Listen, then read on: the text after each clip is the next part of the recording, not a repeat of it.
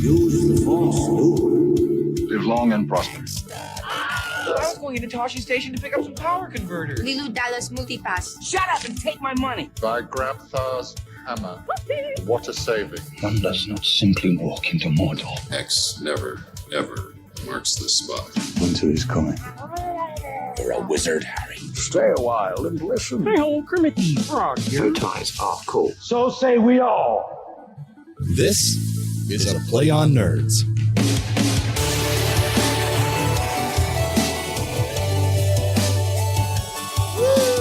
Ladies and gentlemen, welcome back to episode 119 of A Play on Nerds. I'm Steve. And I'm Jarman.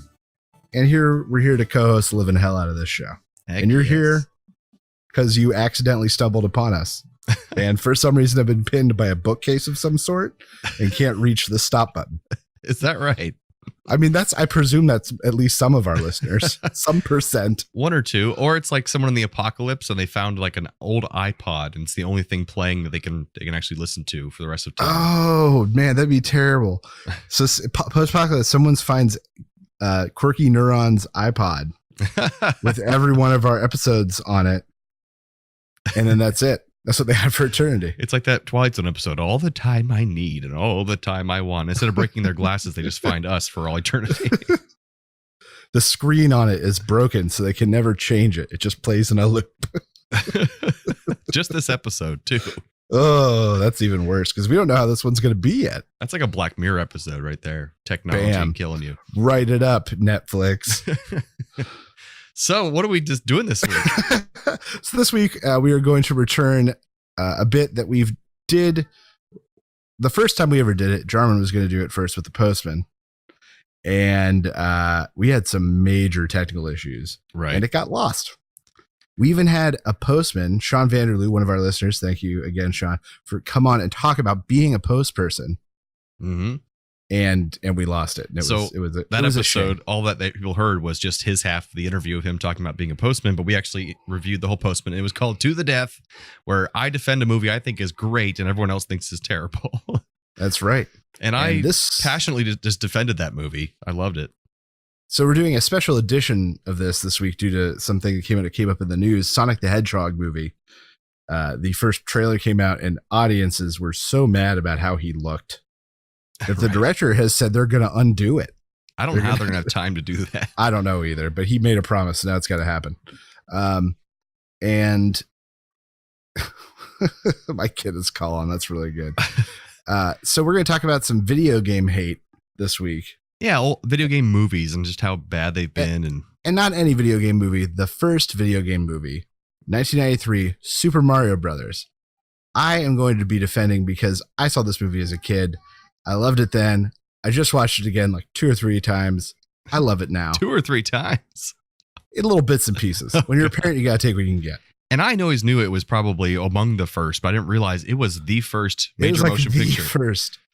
I think there's an animated film that only showed in Japan that is technically the first. That doesn't count. But this is like the first big blockbuster. Major motion picture. Right. But before we get to that, Jarman, what have you been up to? Well, first, I think your child wants to tell us what she's up to. she wants whoever's not in there. Well, I actually went to Atlanta this past weekend. I went to see my old roommate and his wife and with the girlfriend, and it was a good time. I haven't been back. I used to live in Atlanta for 5 years, so it was good to see the city again. Yeah, we came and visited you once. Yeah, that's right. It was a good time. So just for our listeners, I know it sounds terrible that my daughter is screaming for me in the background. Know that my wife is currently getting her milk. Trying to call. She's not just being a neglected child. Yeah, you're not like a single dad who's just sitting here podcasting while your child screams. Yeah, I don't want people to get the wrong impression here. My wife is right here. And say hi. Hi, audience. She exists. And she is taking care of our child right now. That could be the first time your wife has spoken on the podcast. We asked her to talk about something once. That's true. She did one time, I think. We asked for her opinion on whether aliens were real or not. Now that I'm thinking about it, long time ago. Well, there's a chance, audience, that I'm going to be visiting Steve where he lives over in California, and we'll have an in-person episode with my girlfriend and your wife. We might get we might get them to talk. Man, maybe even look at each other for just a half second. And look at us. That's what's That's important. right. That's all I want. So my other update for the week is that I'm doing a whole revamp of my voiceover business. So I'm doing coaching with a professional coach and getting a voiceover demo professionally done for commercial voice acting. And I also redid my website, so you can now find me at jarmanvoices.com. I saw that you rebranded on your Facebook. Yeah, so my logo is still a work in progress. It's just kind of something I've been futzing around with, something simple. But the website's been completely revamped, and I'm just kind of redoubling my efforts to get all sorts of voiceover work. So that's in the works. And I said, find some new avenues. I believe in you. Yeah. And I can finally announce publicly what I've been working on for the past 3 months. Oh, yeah. And it's only going to be released as of right now in China. But what it is I am the new voice of Diary of a Wimpy Kid, the entire book series, 12 books that I was working on for the past 3 months.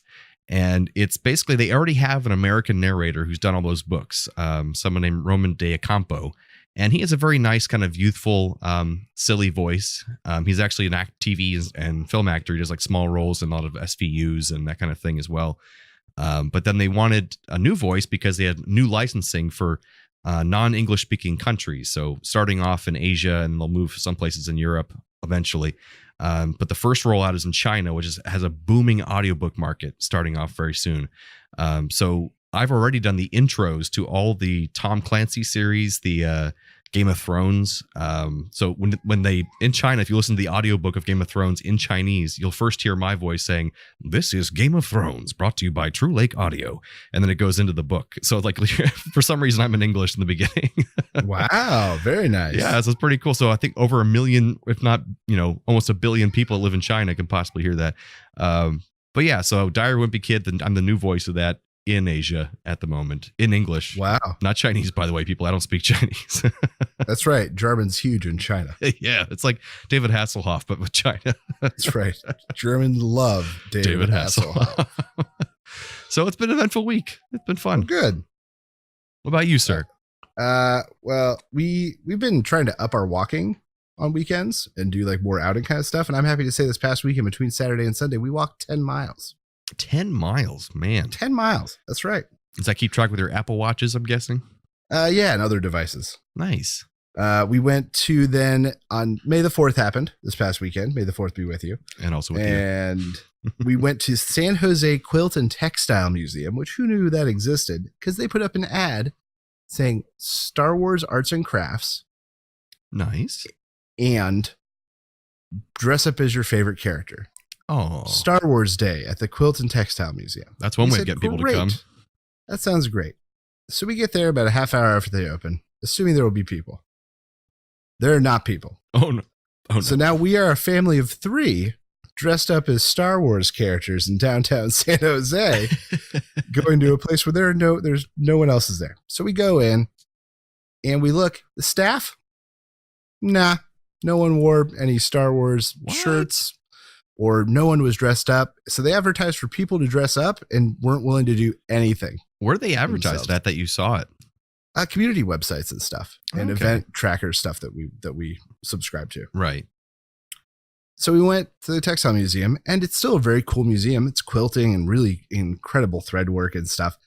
So great stuff. But what does my 2-year-old want to do? Touch everything. You know what you can't do? Touch anything. So the whole time it was just a nightmare of like, no, stop. You can't go there. No.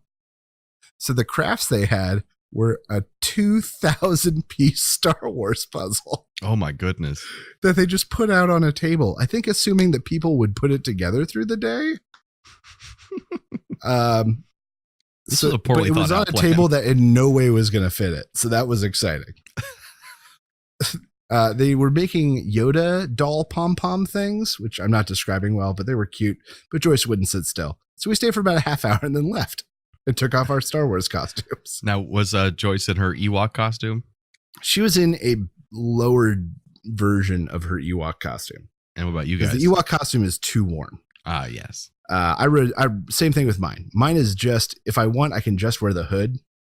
I have a pair of ears that slip over the top, like a headband. Mm-hmm. And then it's just I'm just in whatever I'm in, and I have the Ewok hood. Gotcha. Same thing with the kid. This is like the pared down version, and Anna has her Leia costume. Oh, okay. Nice.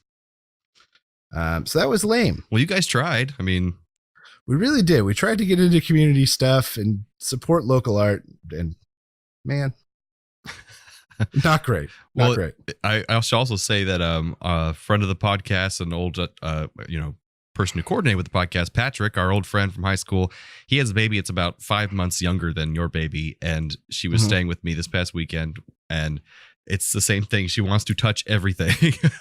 She just has to. It's a touching machine, and then like they go around like, what's this? What's this? What's this? And just grab it, either put it in their mouth, like throw it in the ground, whatever. They want to just like tactilely touch everything. It's how they learn, I guess. I don't know. Yeah, that's all they have. It's really cute. Just hands and punches. And kicks. Every time I pick that kid up, it's just like right to the balls. Just kick right in the balls. Oh, and then I'm happy to say that tonight, literally right before this, Anna logged onto her computer and we paid off her last student loan. Woo! That's awesome. So now between the two of us, we are student loan free. Mine was just this past December. Congratulations. It's ridiculous. We all made it. Finally. That's ridiculous. And now right in time for Elizabeth Warren to forgive all student loan debt. Yeah, it's true. Just in time. Damn it. Oh, well, we'll see how that goes. That's right. Well, so I think that takes us into some nerdy news. I think it does. It's time for Nerdy News.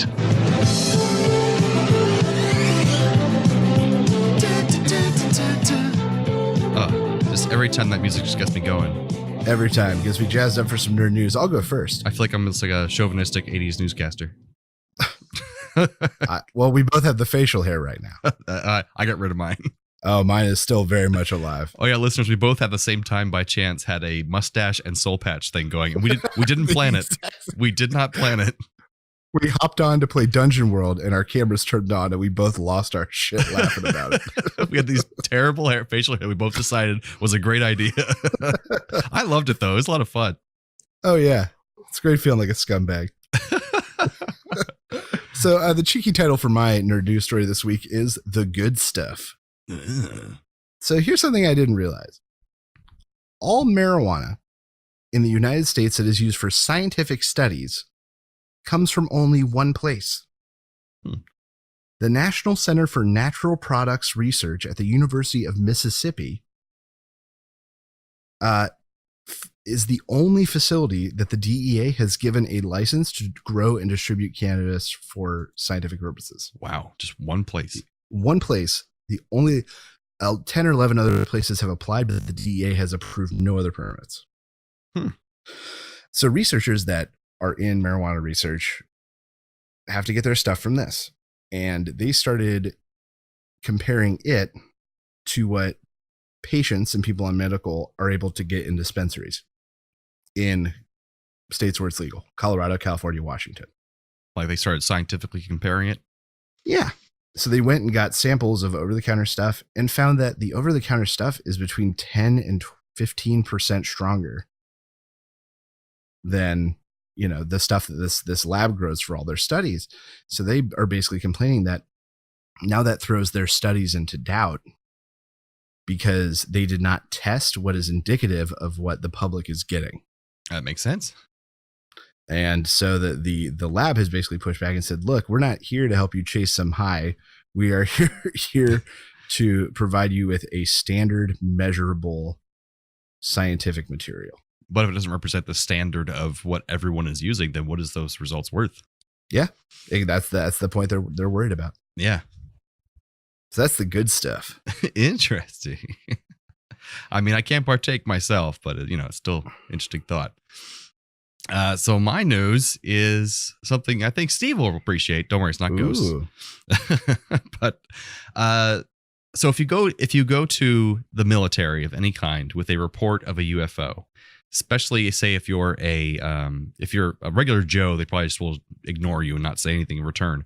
But if you submit a report and you're a pilot or you're a air traffic controller, police officer, someone of some kind of esteem or good reporting standards, their standard report to you back was maybe report this to a local UFO organization or something else, because we haven't looked into UFOs since 1960 something, when we stopped Project Blue Book and released the Condon report, which concluded that UFOs are not a threat and we're no longer going to look into them. That's what their standard reply has been for years. a few years ago, or not, it was like 2 years ago, I talked about in the podcast how they had a big discovery that Harry Reid had started up a new UFO program maybe about 10 years ago called ATIP, and had put $33 million into this program into researching UFO cases. So it was already a lie at that point that they were not researching UFOs. They were, and spending a lot of money on it. And now, as of last week, the Navy, U.S. Navy, released a report with new UFO reporting procedures. And in that report, they even said that we take all these reports very seriously, especially ones that are, reporting these objects flying near and around air bases and nuclear sites. And we take them very seriously. So they give out full procedures of what to do to report a UFO sighting. So just with the ATIP thing with Harry Reid and the speaker, and then this happening, it's like the government's taking these things more and more seriously, which I think is pretty cool. It's kind of going in the right direction towards not necessarily disclosure or something, but the idea that, it's a real phenomenon of some sort, and they're recognizing that. That's right. So that's, I guess, cool. Somebody in PR was like, crap, we got to update these things. I try to only bring news on here if it's going to be something that Steve will think is interesting and from a legitimate source, and not something. Yeah, unless we're doing some joke bit where I right. listen to you for 10 minutes and then we both know you're full of shit. That's preternatural penetration. That's right. We have a name for that. Mm-hmm. I love those segments. I love those. We haven't done those. We haven't done one of those in 50 episodes or something like that. That's on me. I got to bring that back again. Jarvin, do it. I will. Let's do it. So yeah, that's my news. Okay, very cool. So before we get to talk about Super Mario Brothers, the first, there have been many super video game movies made since. And I've got a list of them. We're going to talk about some of them because most of them came from our generation. Hell yeah. I mean, we lived through all this. That's right. A callback to one of our early copycat cinemas where we compared Double Dragon and Street Fighter. Oh, yeah. Both great video game movies. One of my favorites growing up, and I think you and I saw one and maybe two of these movies together, were Mortal Kombat. Yeah, I mean, I had both VHS cassettes of Mortal Kombat, and I loved them. First one, definitely a lot better than the second movie. Oh my gosh, yes. Second movie actually had a similar budget, but just tried to do way too much. And actually they have this giant apocalyptic scene that they built out in some desert somewhere.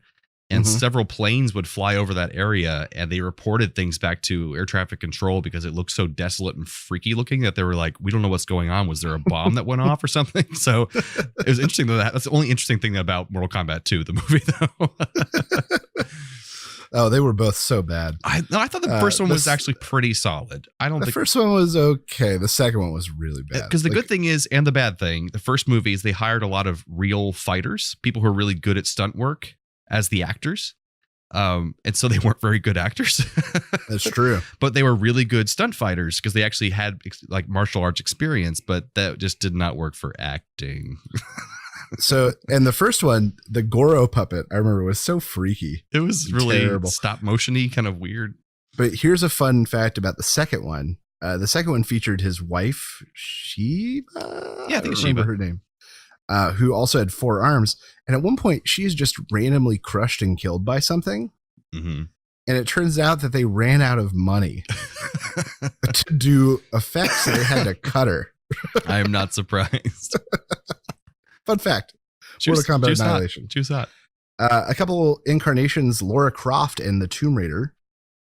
Right. Those 2 movies with the, what's her face? Angelina Jolie, Skeletor. And they kind of bombed. They were not very good. And this most recent one I didn't see, so I don't know. I saw it, and the problem was it's mounds better than the old Lara Croft movies. It's a really solid film, but it's on standard of films in general, it's very mediocre. So yeah, okay. Fair. But it's just really not a bad film at all. It's fun to watch, entertaining. She's a fantastic actress. She's Oscar nominated. She's a really good actress. And they didn't over sexualize her.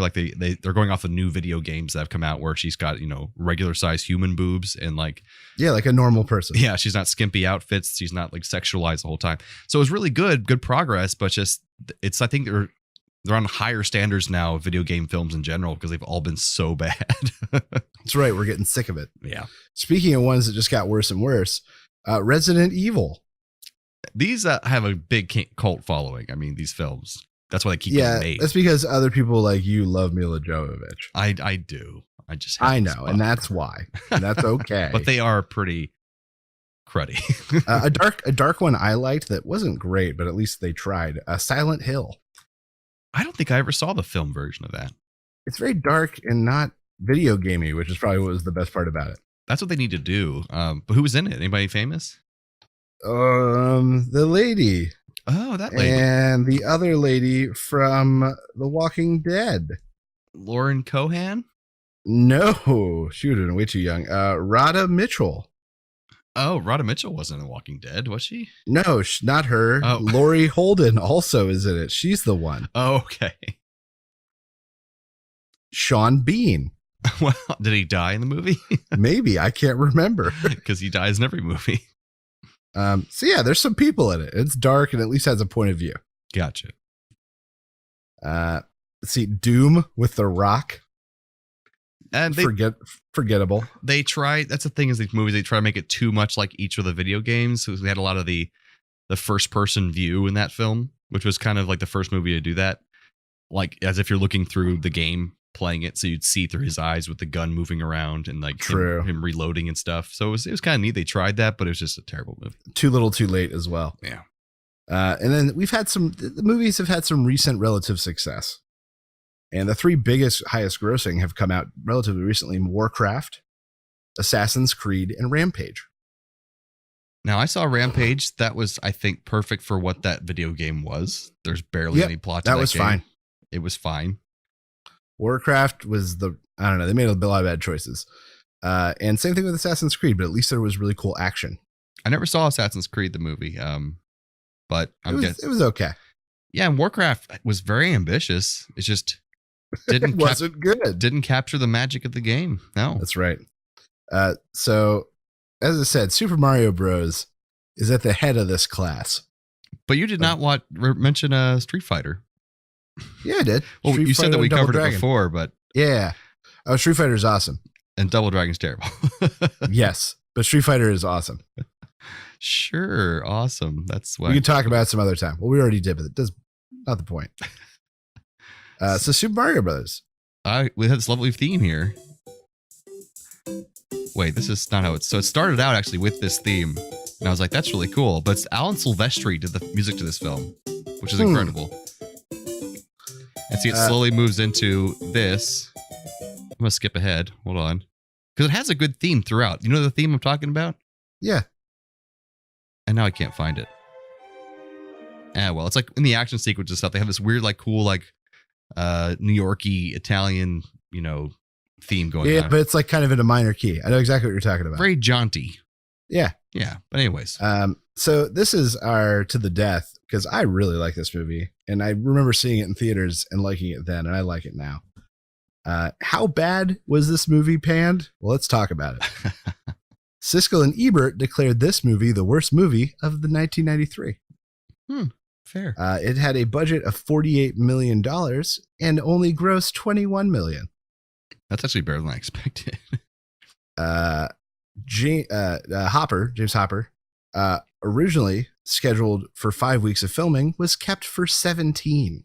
Dennis Hopper, yeah. Dennis Hopper. I knew I had the first name wrong. Dennis Hopper. 5 weeks filming, kept for 17. Him and Bob Hoskins have later said that this movie was the worst choice of their careers. Both of them. Well, Dennis Hopper, not as much, I think, because I love his quote to his kid. His kid said, "Why'd you play King Koopa in that terrible movie?" And he's like, "Because I wanted to buy you a new pair of shoes." And his son said, "I never needed shoes that badly, Dad." I love that quote. So yeah, they both came out and said it was a disaster, and it was the one movie they both regretted to their grave. That's true. They're both dead now. That's right. They tried, though. They had some really good talent behind this movie. Producers of the Oscar-winning movie The Killing Fields produced it. Alan Silvestri doing the music. That's right. Great music. The visual design was done by a guy from Blade Runner, and production design from Pee-wee's Big Adventure and Bill and Ted's Bogus Journey. Some like very visually well put together films. Yeah, I mean, it even got nominated for some visual effects awards and stuff. So yeah, that was cool. So they had some good talent behind this movie.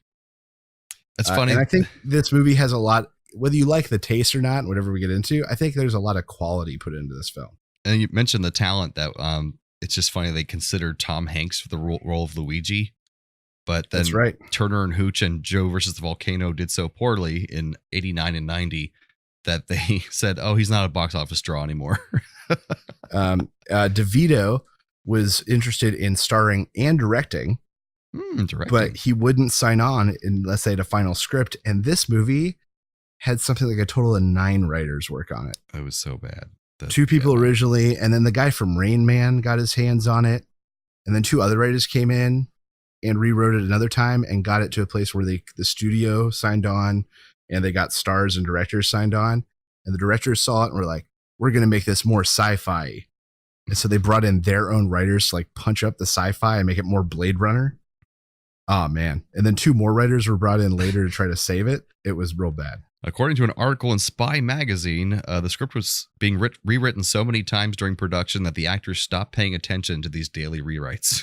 Yes. Just stopped caring and got drunk. That is exactly the reports. And the first person interested in the role was Dustin Hoffman, Oscar winner Dustin Hoffman. To be Mario? Yeah, because his kids love Nintendo and love Mario. And Arnold Schwarzenegger turned down the role of King Koopa. Probably a smart move on his part. Good for him, man. Walk away. Just couldn't have saved it. Oh, and also we can get to it later, but I did think Toad was like familiar-ish. And the reason why is because they wanted to cast Tom Waits as Toad. And I was like, that's what that guy sounds like Tom Waits. And they hired a next best thing and some random guy who was a third-rate Tom Waits for half price. It's like, yeah, he did remind me of Tom Waits.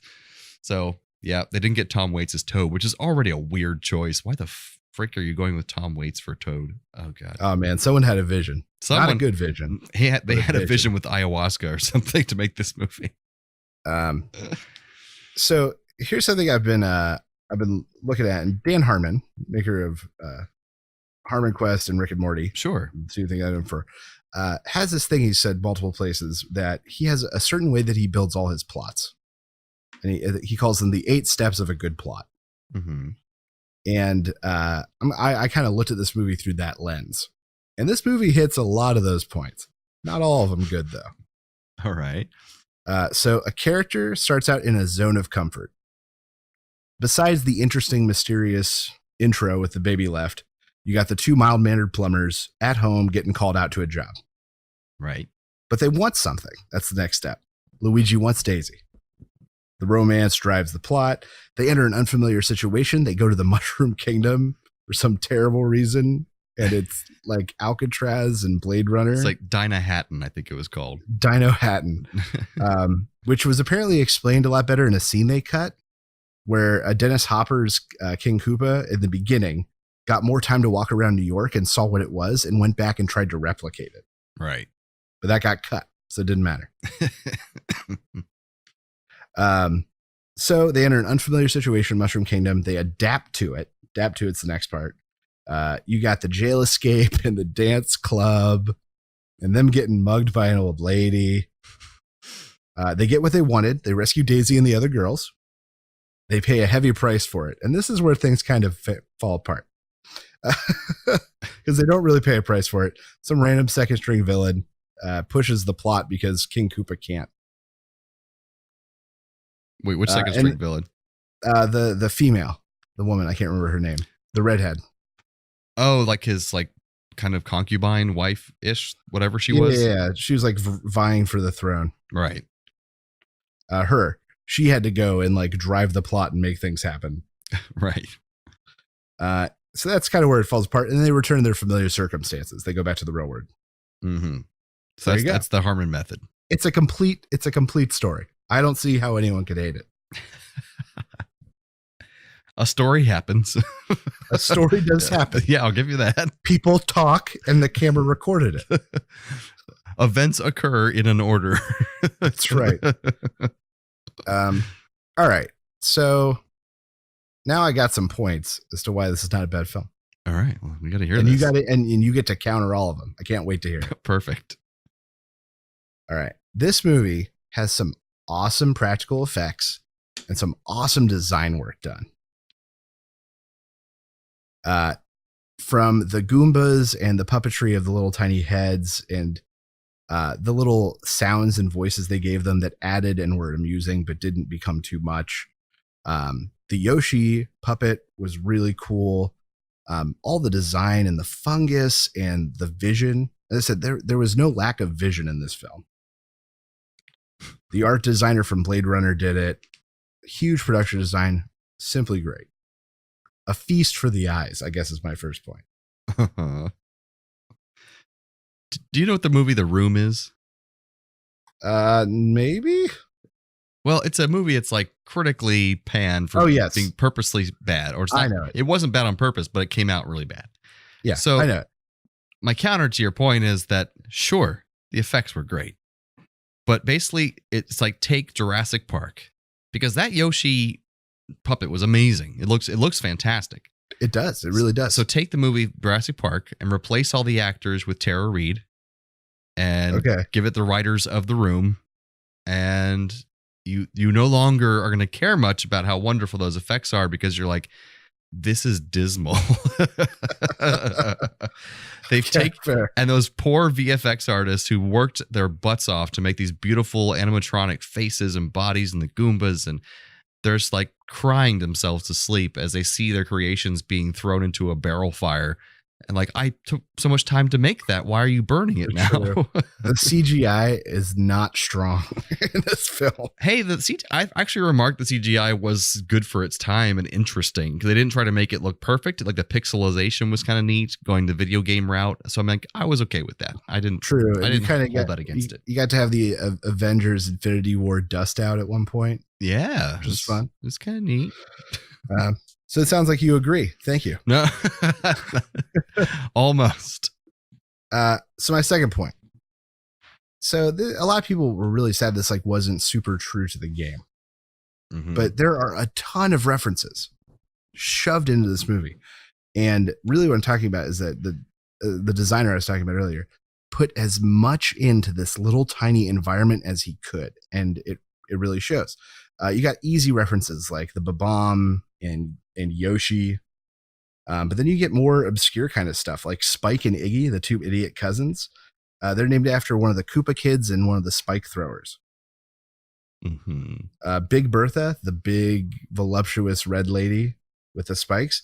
That's the name of one of the big spiky underwater fish. Businesses. So there are tons of signs, and it's insane. There are so many posters for very specific references, including the Boom Boom Bar where they go. Boom Boom's one of the villains from, I believe, the third one, and Bullet Bills is advertised. And then you get even more subtle references, like the costumes of the two guys doing the delousing or the defungusing are Shy Guys, very clearly. So I know a lot of people said this didn't stay close, but they packed as much reference, and there's so much I didn't mention, there are a ton, into this film as they possibly could, the designers. And my counter to that point is that it's real fun to watch. The very, very, very first script of this film, according to IMDb trivia page, was a completely different storyline, but also completely different ways of portraying. They called him Bowser. They had all different characters that you would know more in their real form from the game. There was less attachment to the real world aspect and more of just like, this is an adventure of Mario Brothers going on, and you just kind of accept it. And so instead of trying to have the conceit of them being real people and stuff, it just kind of puts you in the middle of the adventure. And there was so much from the original game. They kill Bowser by knocking him into lava, by knocking down a bridge, like, and his name is Bowser, not King Koopa. And like, there's just so much more that like went directly to the game. And then the writer's mess occurred, and this became someone trying to squeeze in references here and there as opposed to the actual movie being like the game. Hence why all their arguments are correct when they say this is not like the game, because references do not make it like the game. It makes references to the game. All right. Well, I got a last one. It's going to make you suck eggs. All right. Give me those eggs. My third point, Bob Hoskins. drop the mic. I already succeed the point. He, despite all the terribleness, and even at the time when this released, the reviews from a lot of people were that in this sea of terrible, him and John Leguizamo were like performances were the only somewhat redeemable parts of the film. I completely agree with that. And I think that speaks doubly for Bob Hoskins and John Leguizamo. Yeah, because like I could see them in a much better movie playing Mario and Luigi. Right. Absolutely. This Yeah. could have been a much better film with them. Like we'd be talking about it fondly now. I do wish that there was like somehow a 30-year-old Bob Hoskins, but I know it's not possible. But like, it's just, I think he's a little old to play Mario because like they're supposed to be, I feel like they should be more like the same age, but the characterization, I feel like even it was better that he hated the project and he was drunk most of the time he was filming because it kind of made him feel like Mario, like a casual but good-hearted guy. He was going to stand up for people. And he's like, yeah, he played that perfectly. And I didn't know growing up that Bob Hoskins was British because I only saw this film and thought he was a New Yorker because he sounds just like a freaking New Yorker. Absolutely. But yeah, Bob Hoskins single-handedly gives this movie a few of its only redeeming points. And like those moments, those character moments of the two of them are some of the best parts of this movie. Like in the beginning where he's helping him talk to the girl. Right.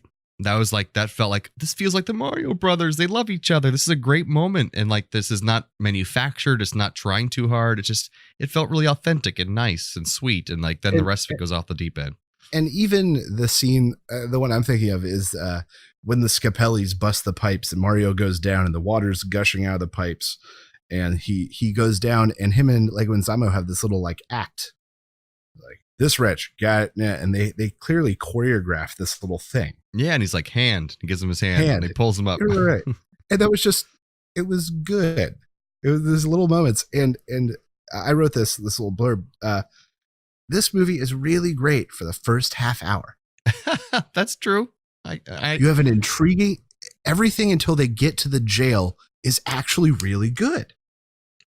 They have an intriguing setup. The girl with a mysterious past, romantic interest that drives the motivation for the main characters.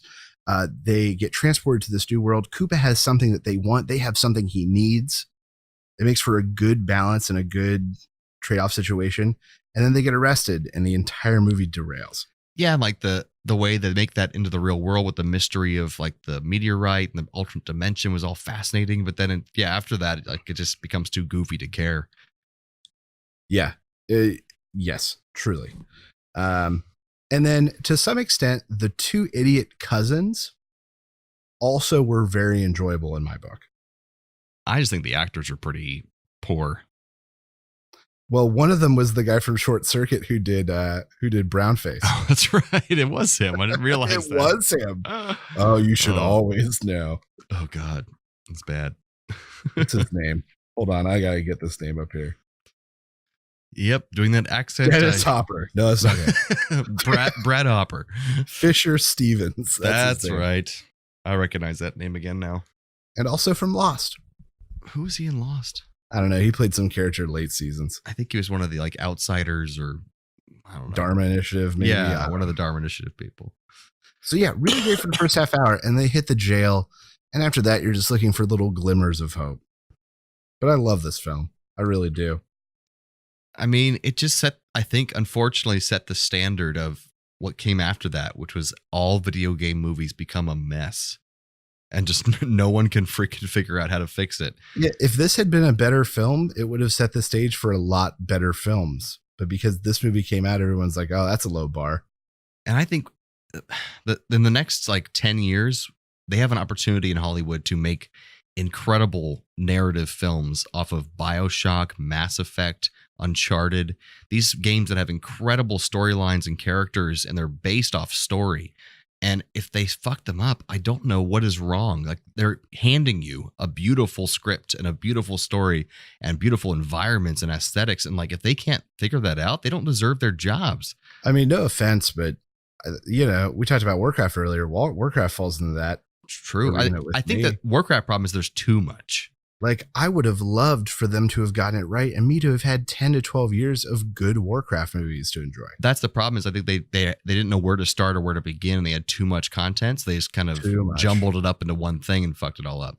But you're right. They should have started at the beginning. They should have started at Warcraft 1. Or is that what they did? No, that's what they did. Oh, that was terrible. Jarman, you are helping prove Quirky Neuron's point as we speak. What point? That we always go back on things we said in prior episodes. No, I mean, I think, but what they did was, I don't know. What would you say the biggest flaw of the Warcraft movies is? This is relevant to the discussion. I don't know. The CGI was very good. They got the right cast in there. Really what it suffered from was pacing, and I don't know. They didn't pick any point of view. That's the problem, is that you, on both sides, you had protagonists. You had Stormwind and the King. And the other side, you had, Ogrim and right, all those guys. So you had protagonists on both sides, and that doesn't make for an interesting story. And that works for a video game where you have to play both sides. But there doesn't, yeah, you're right. There's more for a movie where it didn't feel like there was any driving force of why we should care.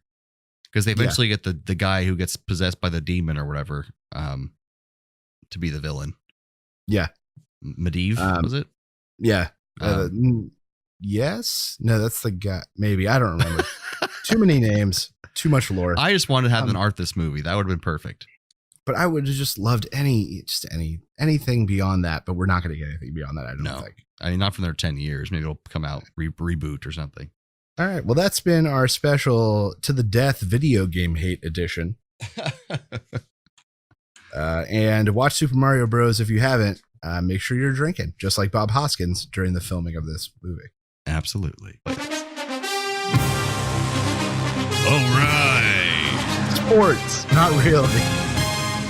It's time for our Game of Thrones player draft. Who lives? Who dies? And who died?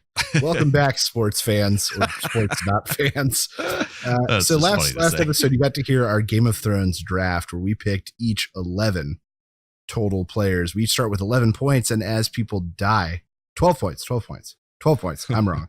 12 points. And as each one dies, we lose points. And whoever ends up with the most points at the end of the season, the most people and characters still alive, is the winner. That's right. So it was we've missed 2 episodes since. Oh, and before we go any further, we should play this. Yeah. Hit it. Oh, yeah. Spoilers. That's right. My wife is going to look over at me in the car right now and shake her head. I tried stopping it early, but it just froze. So it just won't. It's not programmed that way. Just won't let play me. The whole thing. So we've had 2 episodes. The Battle of Winterfell. Jarman, you pulled ahead real early with this episode. So who died in the Battle of Winterfell? Let's see here. So Jarman only lost 1 in the Battle of Winterfell. Theon Greyjoy, who was a great great pickup for him. But I lost early with Jorah Mormont, Melisandre, and the Night King. Right in the 3rd episode. It just hurt. It hurts. I was down 9-11 after the first episode.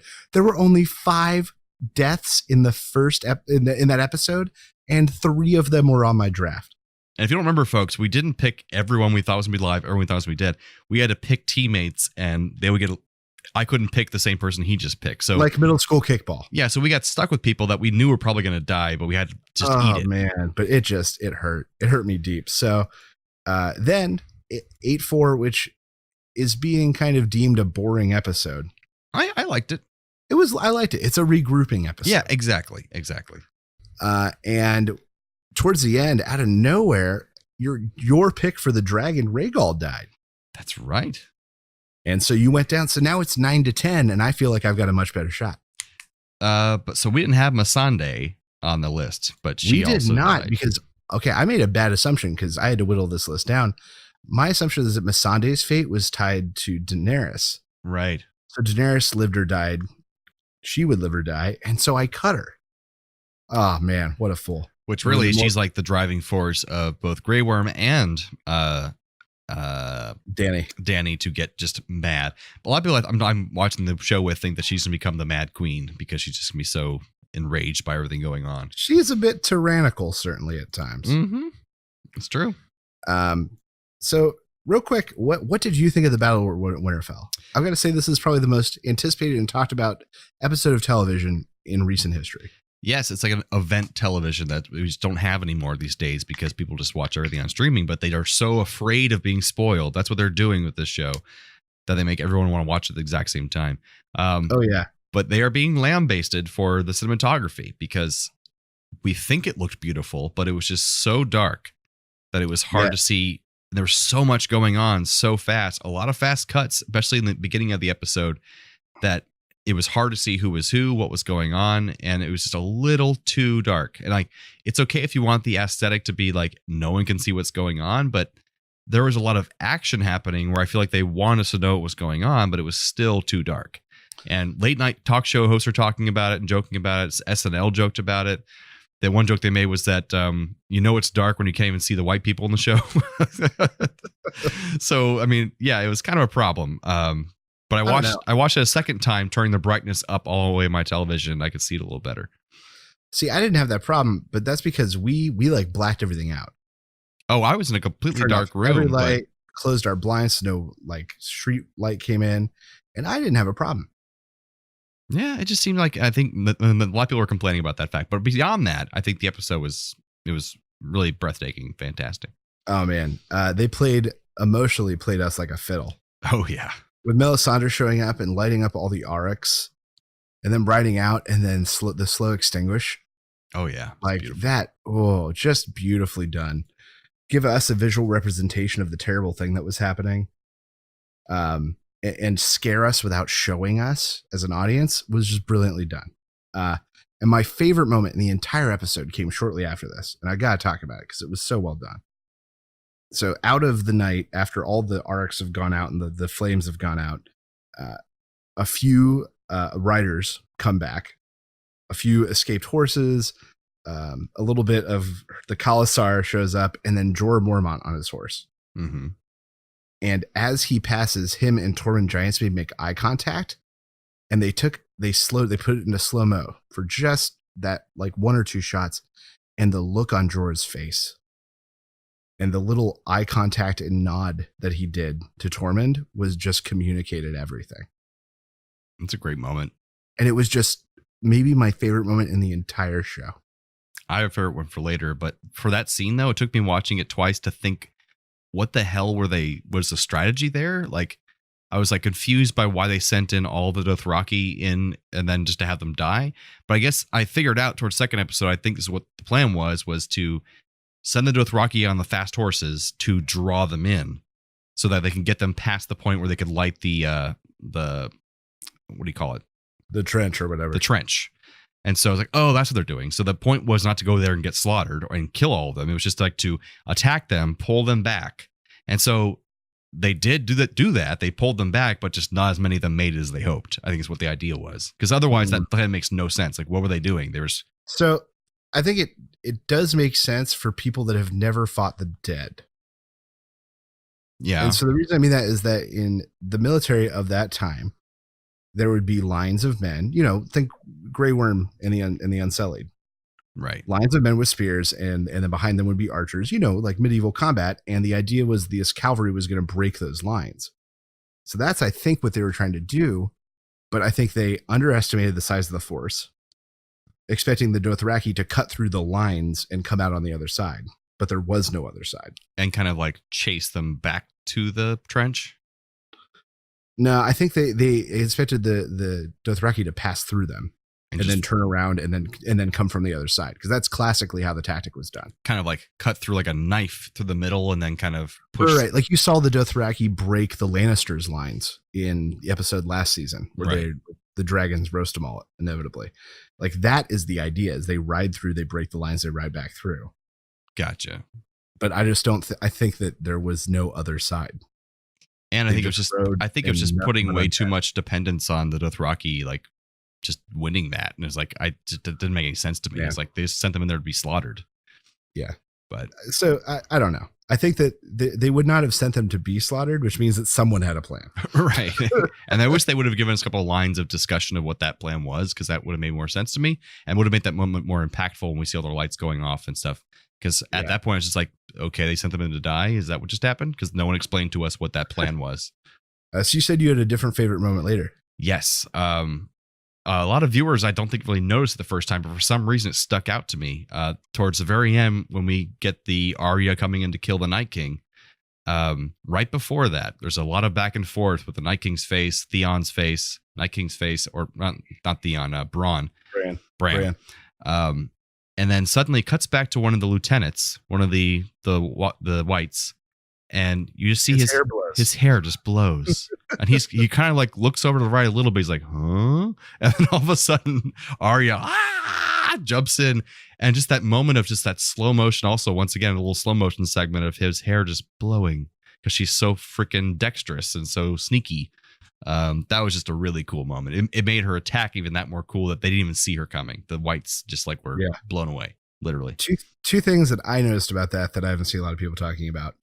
One is that it was a slight payoff for the Hound, because in earlier episodes when her and the Hound were tagging along together, she had to kill a guy, and he said, "Here, this is where the heart is." And Janet's knife up into the spot where she got the Night King, just under the rib cage on the right. And it's the same exact move that she does when she's sparring with Brienne of Tarth. So earlier in the show, they've made a gif of it, of her rehearsing that scene with Brienne of Tarth. She does the exact thing where she goes to attack her. Brienne blocks the top thing, but she drops the knife and then comes from under. And then she smiles at Brienne and walks away. So she does that exact same move to the Night King. And I was like, that is badass. What a callback. Yeah. Another cool thing, and I don't know if this is on purpose, but if it is, it's even cooler. If you look at the Night King's armor, when he's standing normal, it's overlapped. There's no gap in his armor. So Arya came flying in from like an upward angle, like a crazy jumping lemur of some sort. But it's because she needed him to raise his arms to create the gap in his armor. Oh, crap. That's so impressive. Even that was planned. She's just so freaking smart. She is so freaking, like, I hope that it was on purpose. I hope. And I'm just glad they gave her like some crazy sexual agency in the show too, which is pretty awesome. And then she broke Gendry's heart. And I heard from my friends, they heard somewhere that when they told her they were going to do the sex scene with her and Gendry, and they said, we want you to do as much or as little as you want as far as nudity or how much you want to show. You can do whatever you want. And so she gave them exact specifications of how much of her body she wanted to show, and how much, because like they thought it was actually important to show that she was a woman. And no longer a child anymore. So she actually wanted to show some nudity, and that was her choice, to show like a little half boob, you know. But it was just like, I thought, because it was disturbing and jarring for me to like see this girl we grew up with, you know. She's like, we saw her as a little girl, and now she's 19 years old in real life. But she still looks so young in the face. But then, when she took her clothes off, she's a freaking woman, you know. but it was just still very jarring. But it was nice to give her a moment of like, she's a woman. She's going to take what she wants, and then, oh my God, in this episode 4, when she tells him, she's like, "You were just a good lay." That's basically what she told him. Yeah, she broke his heart. But good for Gendry. Yeah, absolutely good for Gendry. Lord of Storm's End. Mm-hmm. So that was a good time. So yeah, that's our draft. We'll update you as we go. But right now, Jarman is in the lead with 10 points to 9. I'm going to make it, man. I'm in another draft with my friends doing a whole pool of points for, we have to pick every single character if they're dead, alive, or a white at the end. So I'm hoping to win that one too. I get a little Hand of the King emblem if I win. Oh, very nice. Yeah, gold and silver. So I think that takes us on to some trailer reviews. Here at A Play on Nerds, we have spent years refining our exclusive trailer rating system. At the low end of the scale, we have Burn It, where we think you should find every copy you can get your hands on and throw it into a barrel fire. To burn it, Fahrenheit 451 style. And second from the bottom, we have We'll See.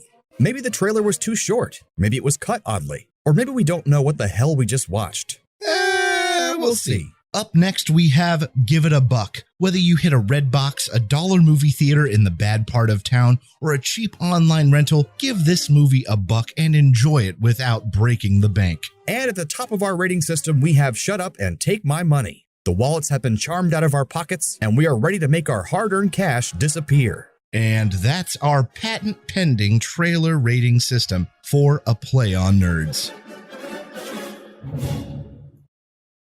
All right, so should we go off with our first video game movie trailer? That's right. Well, I think there's only one. Oh, so that's right. That's the good news for our audience, at least. And the one that inspired this episode, Sonic. Sonic the Hedgehog in 2019. What the?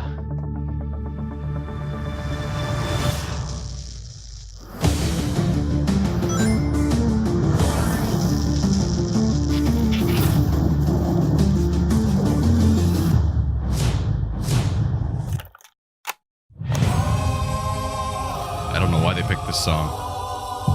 And they played it on repeat. Gotta go fast.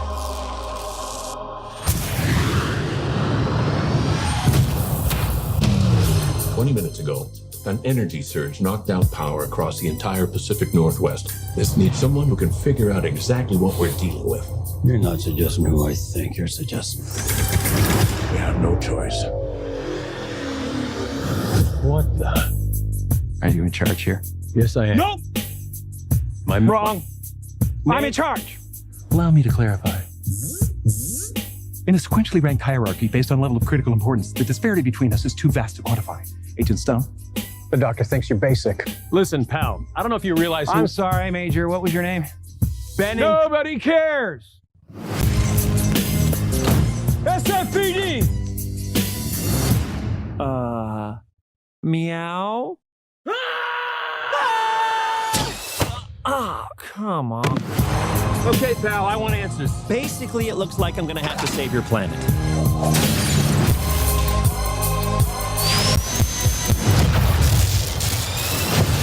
Oh, is that all you got? No, but thank you for asking. Uh-oh.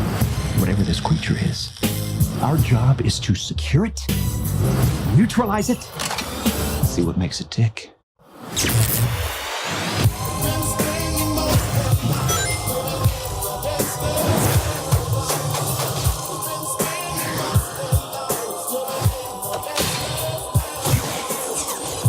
Look at this. I took 9 million steps today.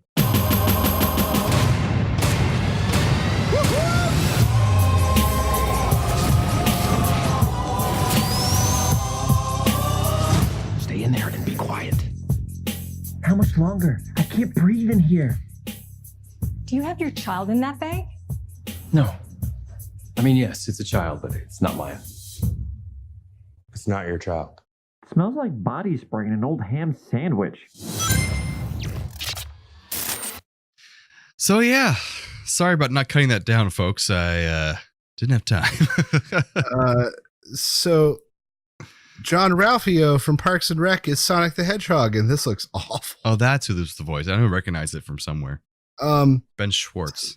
So there was a huge outrage at how Sonic looks visually, and I think the thing that the audience should be more concerned about is how bad this looks. Like, not Sonic himself, but just the movie. Well, my concern is Sonic is currently irrelevant.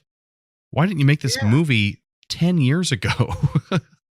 Yeah, I don't get it. I don't know who's demanding this film. I don't know what they're trying to do. It looks bad. Jim Carrey is just chewing the movie. Well, he's trying to go back to his old glory of playing those very goofy, over the top parts, and he's good at it. So, that could be all right. Oh, and the thing is, I love Jason Marsden, or James Marsden, I think his name is. I love him. Moon. Bring that Jim Carrey back. No. I like Truman Show. One of my favorite movies. I know you love Truman Show. But yeah. This looks really bad. Burn it. No one needs this movie. Yeah, unfortunately, I have to say burn it too. Whoa, devil burn it. Doesn't happen very often. We maybe 2 times ever. Quirky Neuron, let us know. Yeah, thank you, Quirky Neuron, if you can. But I'd still watch this movie to see what kind of disaster comes out of it. But I mean, it did not need to be made, so I have to say, burn it. And the second one is Spider-Man: Homecoming trailer 2. So we're gonna give, I guess, another spoilers warning here because Spoilers. The Russo brothers have been toting this whole week that if you didn't see Endgame before Monday, that spoilers were just going to be out there, and there was nothing they could do about it. Right. And I didn't really know what the hell they were talking about. And then today, the Spider-Man Far From Home trailer 2 came out. Right. So if you've not seen Endgame, don't listen to this next section. Unless jump you're ahead okay with it being ruined. Jump ahead like 4 minutes. Really, like 4 minutes, and then you'll be good. Play it, John. Here it is. Everywhere I go, I see his face. I just really miss him. Yeah, I miss him too. I don't think Tony would have done what he did if he didn't know that you were going to be here after he was gone.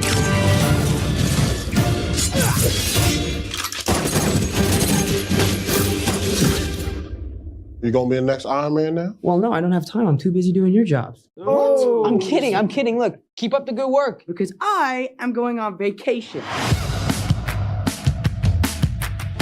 Heads up, Nick Fury's calling you. I don't really want to talk to Nick Answer Fury. the phone. Why? Because if you don't talk to him, then I have to talk to him. I don't want to talk to him. You sent Nick Fury to voicemail? I gotta go. You do not ghost Nick Fury. What up, dorks? What's up? We're just talking about the trip.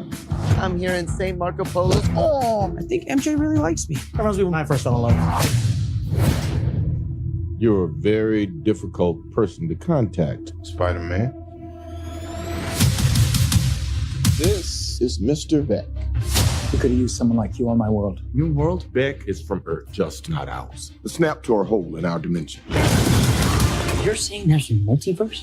We have a job to do, and you're coming with us. There's gotta be someone else you can use. What about Thor? Off-world. Captain Marvel. Unavailable. But I'm just a friendly neighborhood Spider-Man. Bitch, please, you've been to space. What do you want, Peter? I want to go back on my trip with the girl who I really like and tell her how I feel. MJ, I am Spider-Man. No, of course I'm not. I mean, it's kind of obvious. You're right, you may not be ready, but this is my responsibility. Saving the world requires sacrifice. Sometimes people die. Oh my God. I just always feel like I'm putting my friends in danger. The world needs the next Iron Man. You're going to step up or not?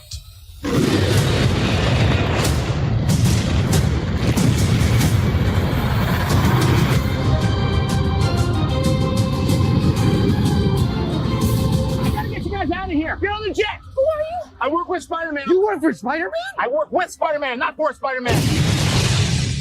New plan! All right. So something interesting they introduced in this trailer. The multiverse. The multiverse. That's a big little slip in there. I think it spells out what the basis for the next part of possibly the Marvel franchise is going to be. Yeah, with the purchase of Fox and all the X-Men and Fantastic Four, they're finding a way to easily slip them in with the multiverse. Or, here's another or about this. Mephisto, the character Jake Gyllenhaal is playing there, who mentions the multiverse, is known as a trickster in the comics. He doesn't really have powers. He just does illusions. So that's not Mephisto. What's his name? Mysterio. Sorry, not Mephisto. There we go. Mysterio. So that's what he's playing. And so maybe he's just duping them all and pretending he's coming from a second Earth and there really is no multiverse. But it's more likely that this is the idea of how they're going to introduce X-Men and everything else into this universe. True. So this one gets to show up and take my money if I can go see it. Oh, me too. I mean, he really is becoming the perfect Spider-Man.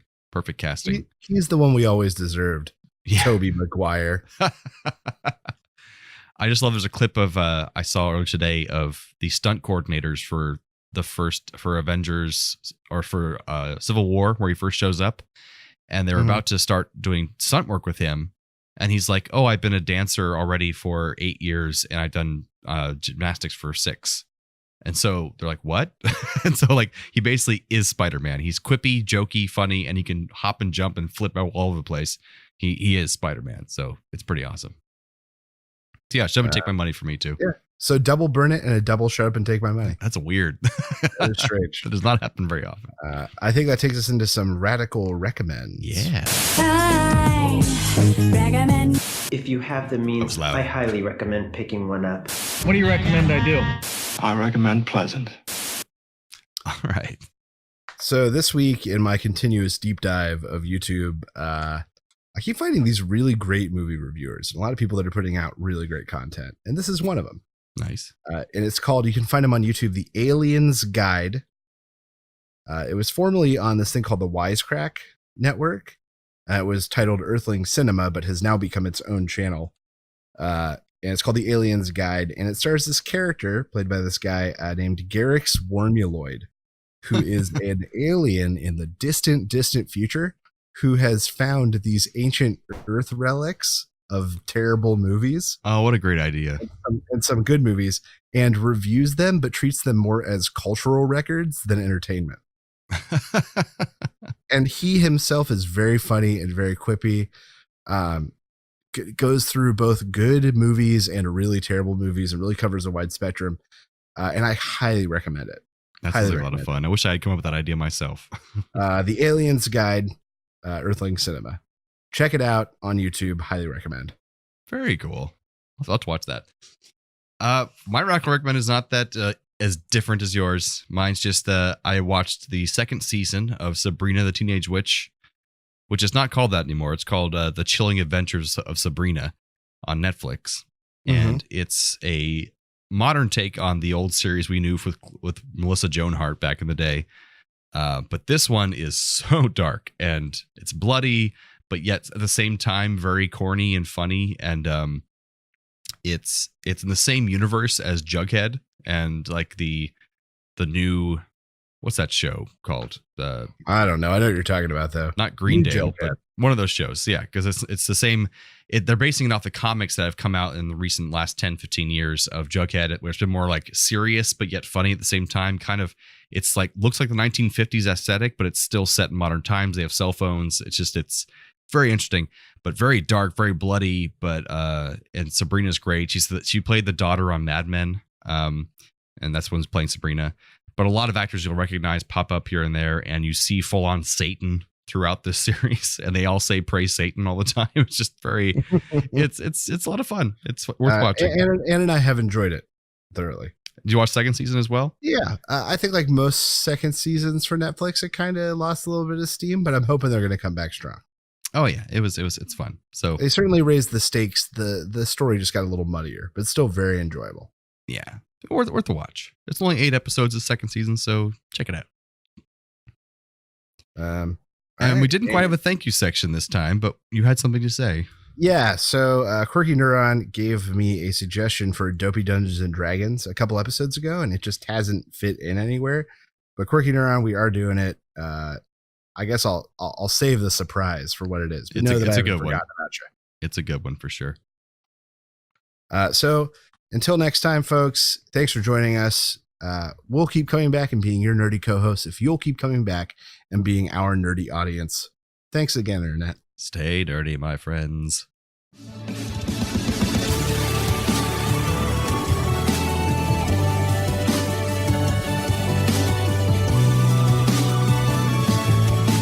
Thanks for listening to A Play on Nerds. Find all of this content and even more nerdy news, reviews, and fun at www.aplayonnerds.com. Be sure to like us on Facebook and follow us on Twitter so you know the exact second we release new podcasts, articles, and other nerdy content. We know you're impatient. Subscribe to us on iTunes, Podbean, Buzzsprout, Podomatic, and whatever the hell else you use. Also, please leave us a rating and review on your chosen podcast platform so we can be discovered by even more nerds like yourself. However you do it, check us out. And how.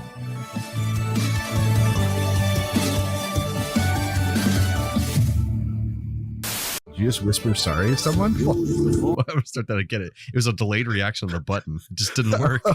I was like, what? So I was like, what the fuck? All right, here we go. Let's dance.